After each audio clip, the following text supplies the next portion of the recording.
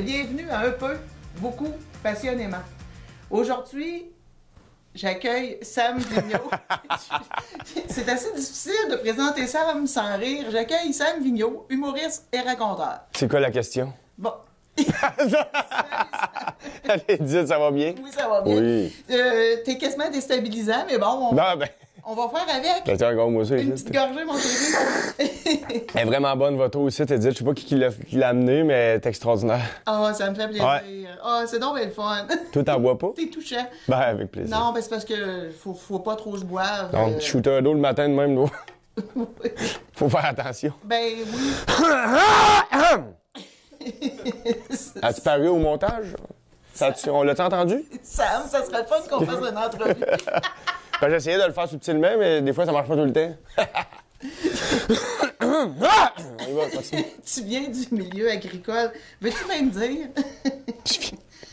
Non, mais c'est vrai, tu viens d'une famille agricole. Il n'y a pas personne dans le domaine artistique, en tout cas, du moins que j'en connais pas. Quelques-uns, mais pas beaucoup, mettons. OK.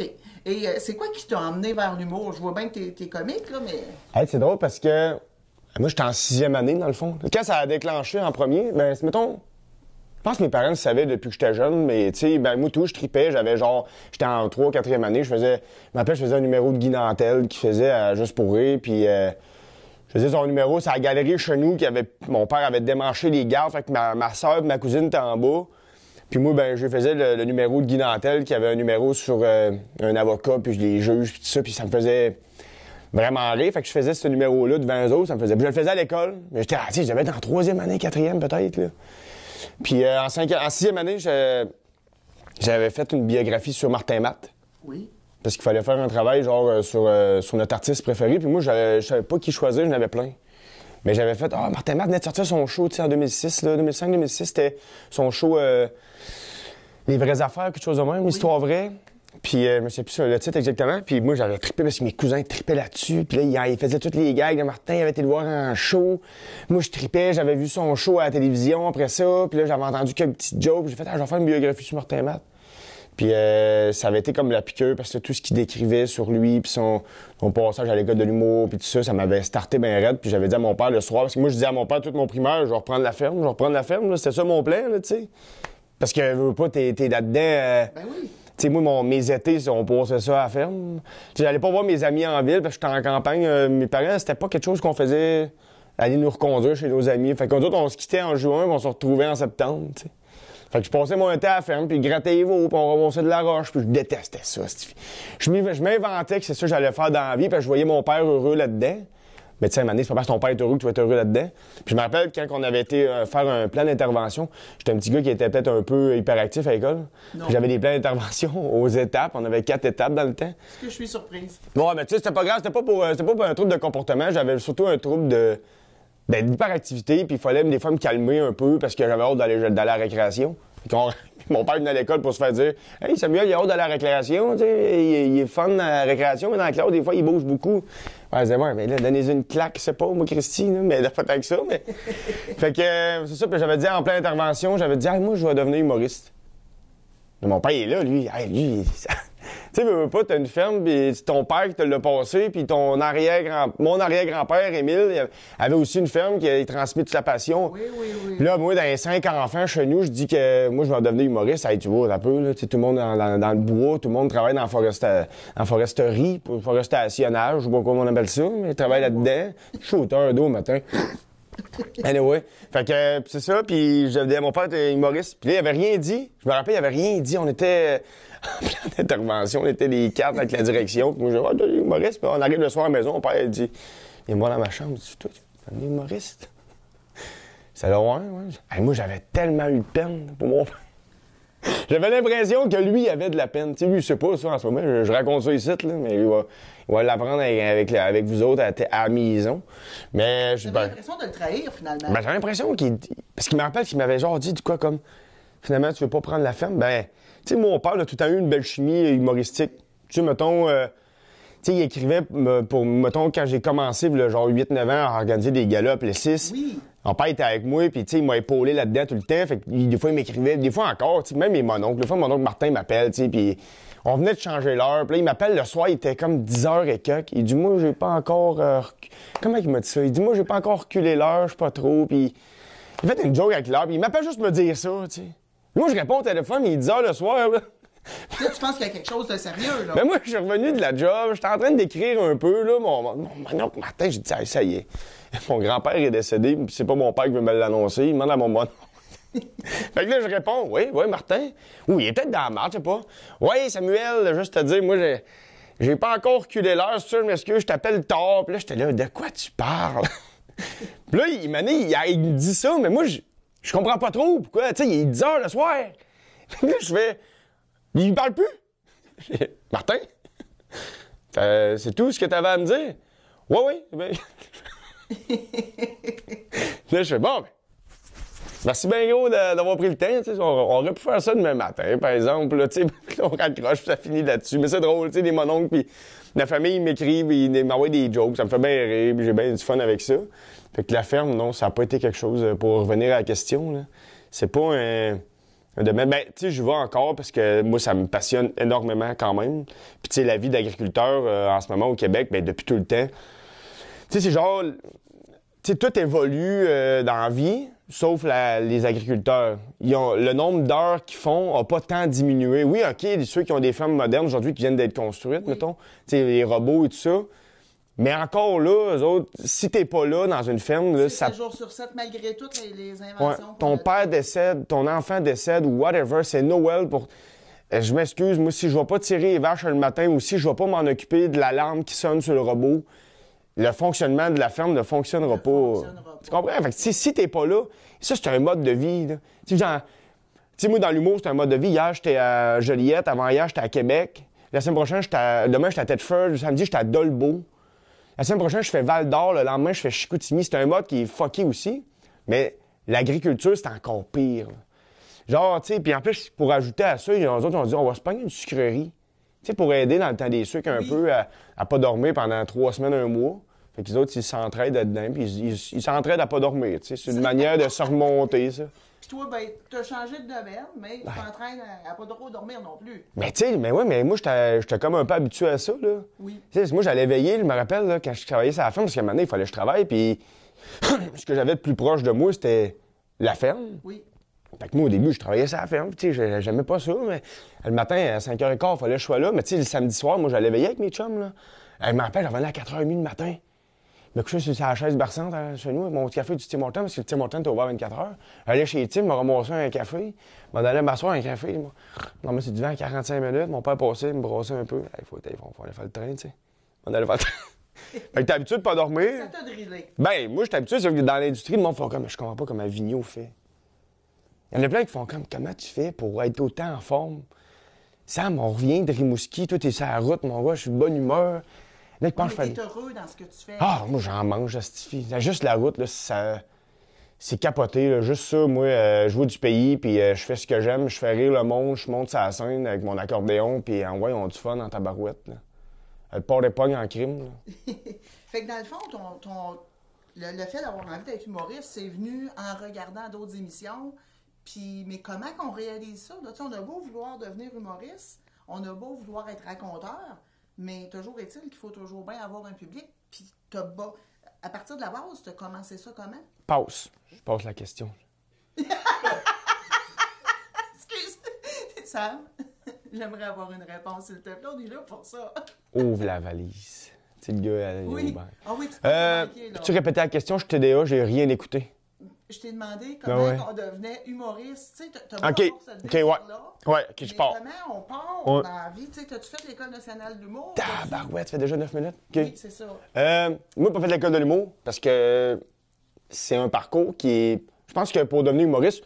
Puis là, tu sais, je parle à mon nom à moi. Oui. Tu sais, je parle pas au nom de tous les humoristes. Là. Non. Parce qu'il y en a qui choisissent... Moi, j'ai un de mes amis qui, lui, a choisi de faire l'École de l'humour parce que pour lui, c'était... Tu sais, c'est un gars de Rimouski, puis ses parents, pour lui, c'est important de dire à mes parents, moi, gars, je veux devenir humoriste, mais regarde, j'ai un diplôme. Lui, c'était important pour lui d'afficher le diplôme. Puis c'est correct, là. Puis moi, je le respecte là-dedans. Oui. Mais tu sais, lui-même, qui était à ce moment à l'école de l'humour, m'a dit... Parce que moi, je me suis informé l'année passée, j'ai dit, j'ai pogné le micro. Je me suis dit, l'année passée, je me suis dit, je pense que je vais aller faire l'école de l'humour. Je pense que je vais m'inscrire, puis c'est que je vais y aller. J'ai écrit à Dom Babin, puis j'ai dit, hey Dom, peux-tu me parler de l'école, comment tu trouves ça? Puis ça valait la peine. Il m'appelle tout de suite. Hey, toi, Sam, tu vas pas faire l'école. Tu vas pas à l'école, Sam. Non, lâche l'école. C'est fini, toi, là. Tu vas pas à l'école de l'humour, là. Tu sais, t'as trop le talent pour ça. T'es trop déjà dedans pour t'en aller te retarder. Okay. Mettons, m'en aller à l'école, là, il me semble que ça va te retarder. Tu vas être 2 ans à l'école pour apprendre ce que tu as déjà appris sur le parcours. Parce que maintenant, l'école de l'humour, mettons, pour le gars qui a 19 ans, puis qui sort du cégep, puis il sait pas trop où s'en aller, puis il est drôle, puis il fait le cégep en spectacle, puis secondaire en spectacle, il le faisait avec l'humour, puis tout, il trippe. Il dit, moi, je vais aller peaufiner ça. Oui. J'allais dire peaufitionner ça. Peaufiner ça. Il dit, je vais aller à l'école de l'humour. Parfait, fine, c'est parfait pour toi, parce que c'est le chemin qui est... Tu sais, tu vas arriver dans une ambiance, tu vas connaître 12 autres élèves avec qui tu vas faire de la tournée d'un bar, avec qui tu vas te promener d'un bar. Oui. Fait que ton contact se fait, le réseau se fait, tu sais. T'es à Montréal. Moi, j'ai commencé à Québec, mais j'ai commencé dans un bar à Québec, tranquillement. Je m'en allais à Montréal faire les open mic. Je veux pas t'interrompre, je m'excuse. Non, vas-y. Mais avant ça, tu avais commencé, dans le fond, à faire venir des humoristes ici ou tu étais déjà humoriste? Le 10 ans, j'avais, mettons, le 27 octobre 2011. Oui. Hey, moi, j'ai les dates, là. Les dates de... Je sais pas combien de temps je vais m'en souvenir de cette date-là, mais je m'en souviens encore. Le 27 octobre 2011, j'avais... juste l'été d'avant, genre fin août, j'avais rencontré Martin Roson, magicien humoriste. Oui. Un homme incroyable, tu sais, puis je le remercie pour tout parce que c'est lui qui m'a donné ma chance. Moi, j'avais appelé son frère qui est son gérant, puis j'avais vu Martin, puis j'avais dit, j'aimerais ça organiser un show, puis j'aimerais ça que tu sois là, tu sais. Fait que Martin, il vient à Plessisville, je le book, on foule la salle à l'auditorium, 420 personnes, on est full, là. Hey, moi, je suis satisfait des billets, je pense que c'était à 15 piastres, une petite affaire de rien, puis Martin fait des galas juste pour rire, pour moi, c'est mon idole, tu sais, Martin Roson. Fait qu'on vient, on organise le show. Moi, je fais mon premier show là. Puis là, on en organise un autre en mai. La même affaire, même formule un peu. Moi, j'écris un autre petit numéro de 10-12 minutes. Martin revient faire un autre 45 minutes avec d'autres matériels. Lui, il avait du matériel pour faire plusieurs shows. Ça marche encore, on foule la salle. Puis après ça, j'appelle Michel Roson. Je dis, hey, moi, là, j'aimerais ça organiser un gala. Ça, c'est drôle, par exemple. Parce que là, je disais, j'aimerais ça organiser un gala. Écoute, on a booké Martin Roson comme animateur. Moi, je faisais un numéro de 10-12 minutes. Il y avait Benoît Paquette, l'imitateur. Écoute, ça fait longtemps, ce gars-là. On a vu beaucoup d'apparitions à la télévision, mais là, il fait beaucoup plus de corpo, mais il est tellement bon. Puis Jean-Marie Corbeil, qu'on a vu beaucoup par le passé aussi. Pas qu'il s'est rendu un has-been, mais c'est un gars que la relève prend le dessus, puis ça, lui, mais il vire encore super beaucoup. Puis on avait ces 4 gars-là, je me rappelle, ça coûtait en tout, genre, organiser le gars-là, ça me coûtait 4000 pièces. Moi, je partais de zéro, j'avais rien, j'avais pas d'argent. D'ailleurs, je n'ai pas plus. Il y en a qui veulent de l'argent me donner, donnez-moi ça. Mais ça coûtait 4000 pièces. Je me rappelle, j'avais été voir mon père, j'ai dit, père, j'aimerais ça organiser un gala. Mon père avait dit, non, mais organiser un gala, coûte combien ça? 4000. Puis il fait, ouais, c'est beaucoup. Je dis, ouais, c'est le fun, tu me le prêtes parce que c'est déjà booké, tu sais. Moi, j'avais déjà réservé tout, là. Moi, j'avais besoin de 4000 pièces là. On n'avait pas de billets de vendus, là. Hey, écoute, mon père a vendu des billets. Là, c'est la partie bien raide de la machine, là. Tu sais, là, j'ai commencé à organiser des galas, rire en avançant. J'avais comme objectif d'en organiser un. Après ça, j'ai dit, OK, le premier a marché. OK, je m'en vais à 2. Après ça, après le deuxième, j'avais rencontré du monde, Yvan Boucher, mon père embarquait là-dedans, puis tout ça, on s'est mis à développer un petit comité, mon cousin Stéphane, mon beau-frère Maxime Fortin. On est parti dans un petit comité, finalement, on a dit, OK, on se rend jusqu'à 5. Puis là, vois-tu, on prépare la 9e édition probablement pour octobre l'année prochaine. Ben oui, je connais un peu le spectacle, puis c'est ça que je me disais, c'est dans le fond, toi, les premiers spectacles officiels que tu as donnés, c'est vraiment à partir du moment où tu as mis un show en... Ouais, j'ai commencé un gala.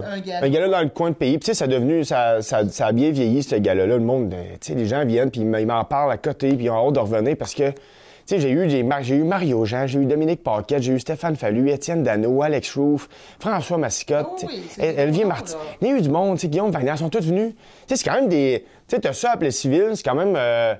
tu sais, pour moi, c'est parce que moi, je suis fier de ma ville, je suis fier de mon coin de pays. Puis je trouve ça cool de le faire visiter à des artistes comme ça. Puis ils viennent, puis quand ils repartent, tu sais, à cette heure, j'en entends parler. Autant des gérants, des gars. Tu sais, je me rappelle Pierre Hébert à la dernière édition. Tu sais, il ne parlait à Philippe Laprise. Il ne parlait à plein de monde, tu sais. Moi, j'ai croisé Pierre Méthode, j'ai fait des shows avec Pierre Méthode, puis il était au courant de tout ça.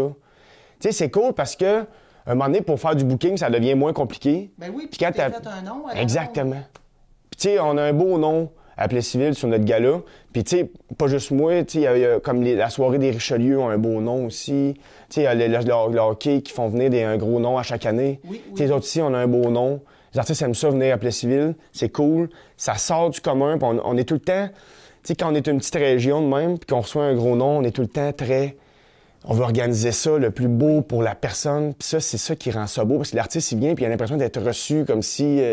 J'en fais des corpos, où des fois, t'es reçu avec une claque en arrière de la tête, quasiment. Tu sais, c'est pas tout le temps évident, mais là, t'arrives à Plessisville, puis tu sais que t'es bien reçu. Les gens sont accueillants. Ah ouais, absolument. On est en milieu rural, il faut quand même le spécifier. Puis ça, je pense que c'est ce qui fait notre force, hein, à Plessisville. Tu sais, l'accueil, puis on se renouvelle comment dans ce métier-là? C'est-tu en ayant un pin, je pense, faisant pousser les cheveux, ou parce que t'as changé de look un peu? Ben, c'est qu'à un moment donné, l'année passée, ça fait 1 an que j'ai ça, depuis septembre, mettons. L'année passée, la pandémie est arrivée, puis moi, puis j'étais avec mes amis, puis là, j'étais comme, qu'est-ce que je ferais, tu sais? Il me semble que je trouvais qu'il n'y avait pas de style. J'avais un style, j'allais sur la scène, je mettais toujours une belle chemise. Puis à un moment donné, il y a un humoriste, tu sais, parce que t'évolues tout le temps dans ce métier-là, puis t'évolueras tout le temps. C'est tout le temps ça. Faut pas que tu te renouvelles, mais que tu évolues ton personnage. Puis là, moi, j'avais un personnage de scène qui est fun, un gars de région, on parle un peu, puis go, tu fun, il est content, les titres, tu fun, à soir. Puis il y a un gars qui fait comme, c'est parce que t'es trop habillé propre. C'est Dave Godette qui m'avait dit ça, l'humoriste Dave Godette, bien connu sur le web en ce moment. Puis il m'a dit, t'es trop chic pour ce que tu livres. Fait que les gens, des fois, ils te voient arriver, ils font comme, le petit gars. Il était assez beau. Tu sais, il avait toujours une belle peignure. Là, à cette heure, j'arrive avec un pinch, les cheveux longs, puis une calotte de bière, sorte de bière sur la tête. Des fois, c'est une Bud Light, des fois, c'est une Coors Light, des fois, n'importe quoi. J'y mets toutes. Je mets en sac, j'ai une tuque sur le bout de la tête, puis je fais de la calvitie, je le montre, je mets en sac. Je fais de la calvitie ici un peu. Je fais des gags sur la scène avec ça, avec ma calotte, j'enlève ça. On la voit pas. C'est ça, avec une calotte, c'est parfait. Je fais des jokes là-dessus. Tu sais, c'est comme... Je sais pas, je me suis dit, va me trouver un style, puis le mec, je laissais pousser la moustache, puis là, pour vrai, elle est belle, là, tu sais. Le monde capote. J'ai du monde qui m'écrive pour me le dire à tous les jours. En livraison, au resto, je travaille encore au resto, du monde me le dit. Ça, à scène, je sors de là, les filles trippent sur la moustache. Tu me fais penser à Mario Bros. Ouais, il y en a beaucoup qui me disent ça. C'est vrai? Oh, ça, on me le dit souvent, là.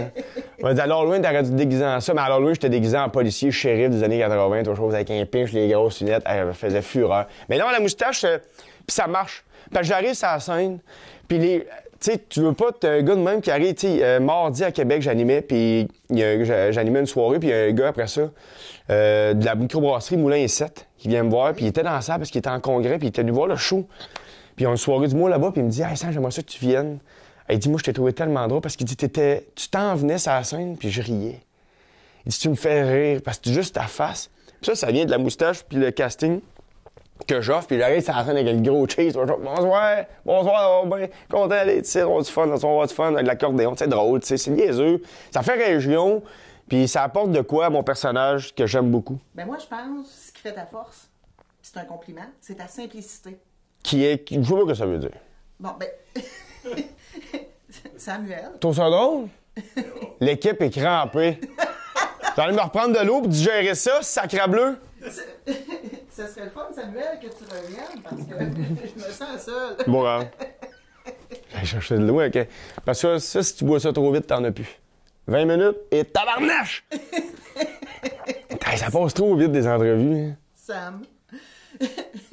On fait-tu 30? J'en ai perdu mon latin. Même si j'ai jamais parlé latin. J'en ai perdu mon latin. Ça, c'est une toune, hein, de folklore, hein. J'entends plus, je n'entends pas mon latin. Mais moi, le latin, là, moi, j'étais jeune, j'étais lapin que je disais. Là. OK. Je disais pas latin, moi, là, j'étais jeune. Là, mon père, il me l'a dit, arrête, là, tu vas me gêner. OK. Ça, c'est latin. Latin, c'est une langue qui a déjà été parlée. Je sais pas si ça parle encore de ça, je pense à l'île. Le lapon. Le lapon? Oui. OK. C'est la langue de la Chine, ça, je crois. Mais c'est pas... Ça ressemble au créole. Oh, mon Dieu, écoute. Il vient de te mêler, hein? Ben oui, vraiment. Est-ce qu'on est vraiment là pour parler de je pense que ça parle de créole. Je pense que ça ressemble au créole. Ouais, on continue. OK. Fait que finalement, on est pas mal avancé, oui. Ce qui te passionne, toi, dans l'humour, là, c'est de faire... T'as l'impression, j'imagine, que tu fais une bonne cause. Ouais, moi, ce que je préfère le plus dans mon domaine, c'est la bière. Pour vrai. Dans ce domaine-là, c'est...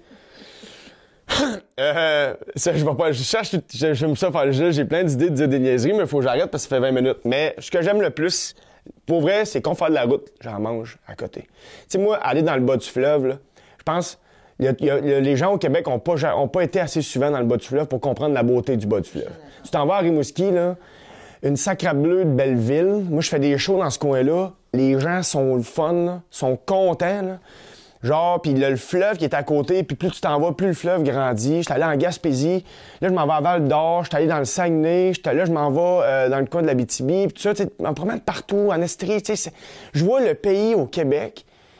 Puis, tu sais, j'ai rien vu encore, parce qu'à un moment donné, je vais aller à Baie-James, là. Puis, tu sais, j'aimerais ça aller dans le coin de Terre-Neuve, puis c'est pas juste le Québec, tout ça, mais tu sais, Nouveau-Brunswick, je vais y aller aussi. Tu sais... Tu parles anglais? Non. C'est anglophone? Ouais, mais c'est anglophone, mais comme au Nouveau-Brunswick, c'est anglophone, mais il y a des coins qui parlent français. Puis même, on a même des humoristes du Nouveau-Brunswick qui viennent jouer au Québec, puis ils parlent français, puis ils sont super un d'accent de malade. Puis j'aime ça. Tu sais, la route, mais tu sais, tu fais la route avec des chums humoristes, c'est l'affaire la plus drôle que tu peux pas vivre parce que il sort des niaiseries entre nous autres. Tu sais, ce qui est le fun, c'est qu'on n'a pas peur du roast. On s'envoie, tu sais, on se fait des roasts, on stackine, des jokes, puis on a le sens du punch, on rit, puis on arrive à Rimouski, les gens viennent nous voir, on monte sur stage, on fait rire le monde, on dort à l'hôtel, on prend une brosse en chum, on rit, on est rassembleurs. Je sais pas, je trouve que c'est rassembleur. De métier, finalement, puis de gang. Puis... Souvent, là, le monde, ils vont dire, tu sais, pendant la pandémie, ce qui nous manquait le plus, là, c'était les loges. C'est drôle, hein? Tout le monde, ça fait l'unanimité, ça. D'arriver dans les loges, de se retrouver, se faire un câlin, puis se dire « Hey, c'est fait que je suis content. » Puis là, tu fais le show, c'est beau, ça dure 15 minutes, mais là, après, on jase, on rit, on a du fun. Oui. Tout ça, là, c'est passionnant. Il faut être passionné. Peux-tu en vivre maintenant? Ou Ouais. Je pense que, mettons... Survivre? Ça dépend des mois. Tu sais, je suis pas assez... Tu sais, mettons, comme décembre, là, je fais un astifi de gros mois. Novembre, décembre, je suis booké à côté. Tu sais, je suis booké toutes les fins de semaine. Il me restait le 18 décembre à booker, puis je l'ai booké la semaine passée.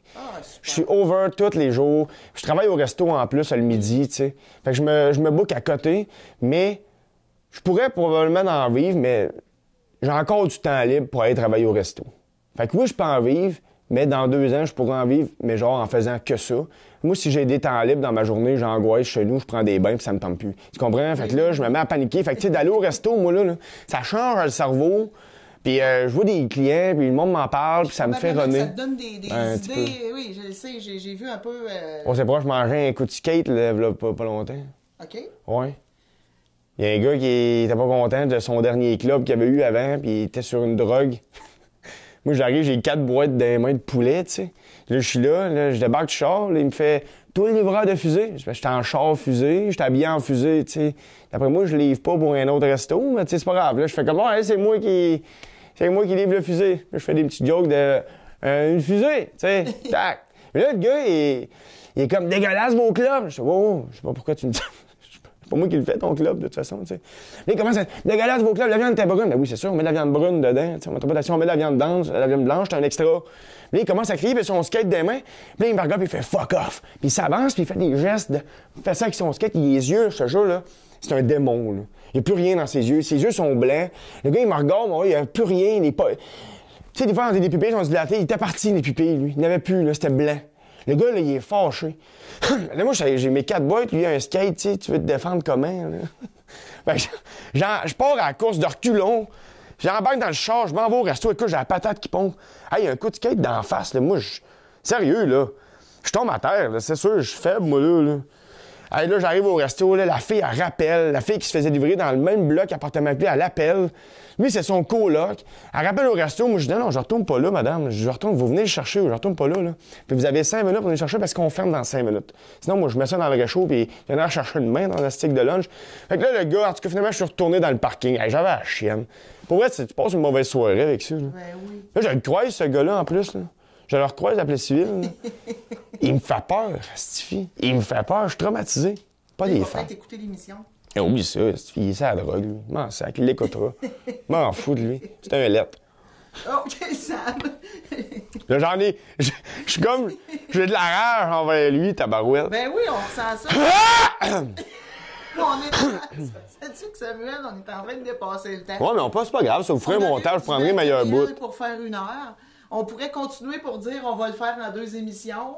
Oh, oui, pas de stress, mais vous me rappellerez, on en fera une pour l'été. On fera une édition spéciale.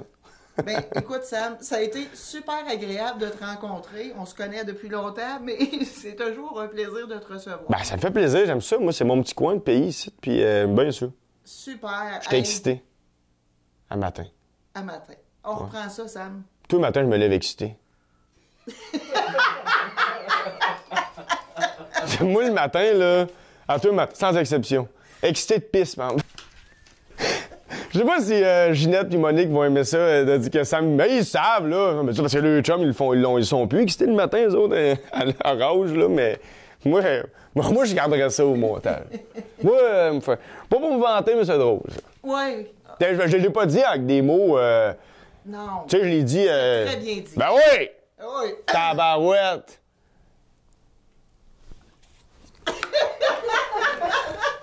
Pas vilain, hein? J'aime ça que le texte soit assis puis il a encore son masque. Ah non, mais c'est parce que lui, tantôt, les épaules... Ben moi, je le voyais. Maintenant, j'ai dit.